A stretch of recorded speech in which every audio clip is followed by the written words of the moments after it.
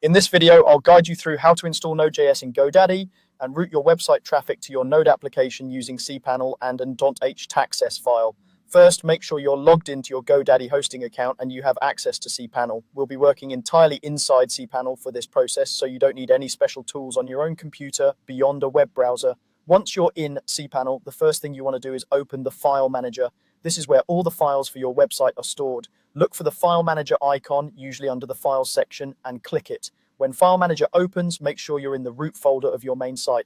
On most GoDaddy shared hosting plans, that folder is called public HTML. This is the directory that serves as the web root, meaning anything here is what visitors see when they go to your domain. Inside public HTML, we're going to work with a file called htaccess. This file controls how Apache, the web server, handles incoming requests. If you already have a .htaccess file, you'll see it listed there. If you don't see it, first check that hidden files are visible. There's usually a settings button in the top right of File Manager where you can enable the option to show hidden files. Once that's turned on, look again for .htaccess.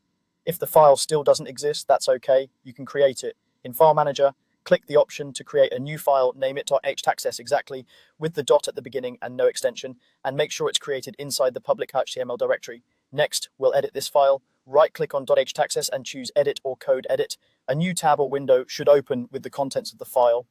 If there's already content inside, it might be handling things like redirects, security rules, or WordPress rewrites.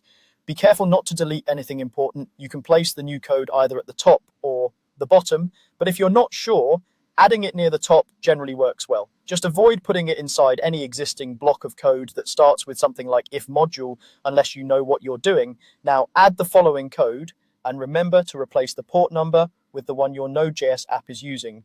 The code should look like this: directory, index disabled, rewrite engine, on rewrite rule, outside HTTP 192.7.13000, PL, rewrite cond %request file name, F rewrite cond %request file name, D rewrite rule outside HTTP 127.0.0.1.3001 PL.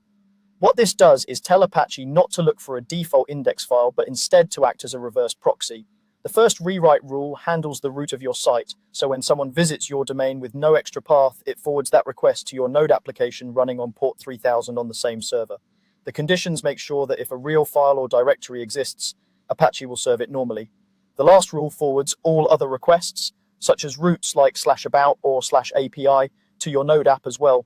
After you paste the code and update the port number if needed, save the changes in the editor and close it. At this point, as long as your Node.js app is running on the server and listening on that port, your domain should now load your Node application through Apache. That's all you need to set up Node.js routing through .htaccess on GoDaddy using cPanel.